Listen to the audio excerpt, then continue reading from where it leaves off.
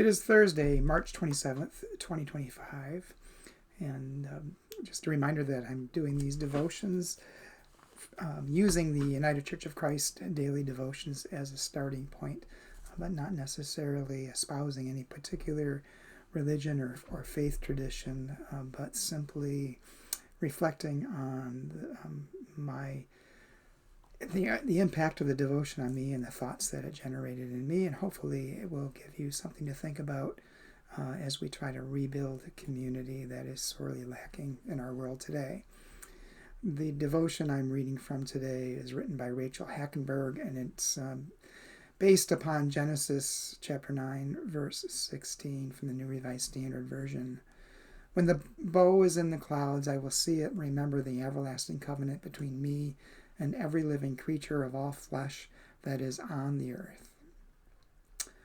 And Rachel writes, the world needs reminders. Guns need not just one safety lock, but 5 safety reminders, plus a mandatory essay about violence before each firing of a single bullet. Bombs need civilian ballot measures that pass by a majority vote before being detonated against an enemy. Our emails should come with a tone check in addition to a spell check that we must review and approve before sending. Our picket fences should be engraved with borders or a social construct on every post, lest we forget that no one really owns the property on which they live. We need more reminders that we are interrelated, fewer indicators that we are islands. We need more prompts to slow us down before we can cause harm, and fewer restraints that limit us from love. Make it a bow around the finger or a bow in the sky, but make it something that effectively deters us from destruction. Even God needed such a reminder. How much more humanity? God set a reminder in the clouds to never again allow floodwaters to separate living creatures from God's presence. Paul expanded the list. It's not only floodwaters that cannot separate us from God, neither can angels or empires, histories or futures, perils or threats, nor anything else imaginable separate us from God.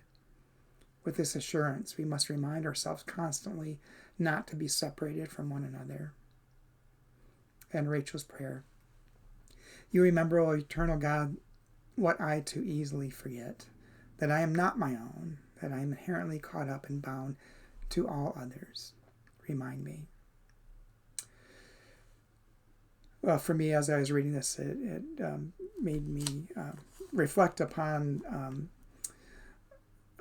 the book I'm currently reading called Braiding Sweetgrass. And I've always had kind of an attraction to indigenous traditions, and the book kind of talks about the author's exploration of her own identity as part of the Potawatomi tribe and their connection to the earth.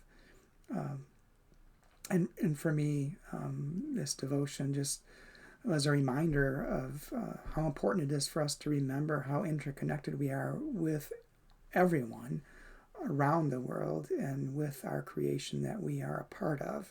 We are integral to our creation, not separate from. It also made me think of a conversation I recently had with someone about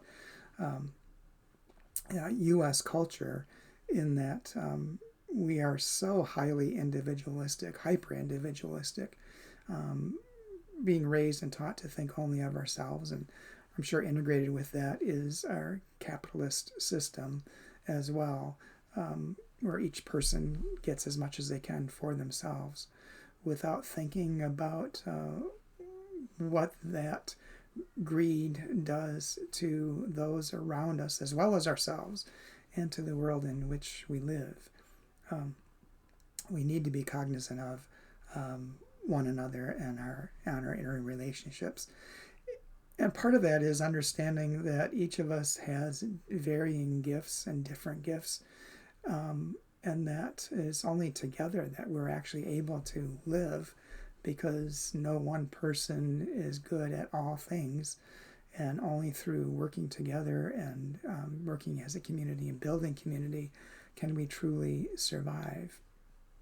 And that means the global community, not just in our own little city, village, state, nation, and perhaps even the world, the universe, because we don't truly know what else may be out there. Those are the thoughts breaking through my mind in this devotion, is that just a reminder that we really need to be cognizant of our interrelationship with everyone and everything. And perhaps in some ways that is the essence of the divine, is being part of an integrated whole. And until we realize that, we're really separated from God, the divine, the whole. Anyway, those are my thoughts for today. Maybe you'll have different ones. That is the nature of a devotion. But maybe I've given you something else to think about and something else to work toward in your sphere of the influence in the world. Certainly we can't necessarily affect what's happening at the national or global level directly, but by operating within our small sphere of influence, we can begin to set the groundwork for the work of bringing us back together and working together as a community. Anyway, my thoughts for the day. Hope you have a good day. Hope this gives you something to look forward to and to work on and to spread the word.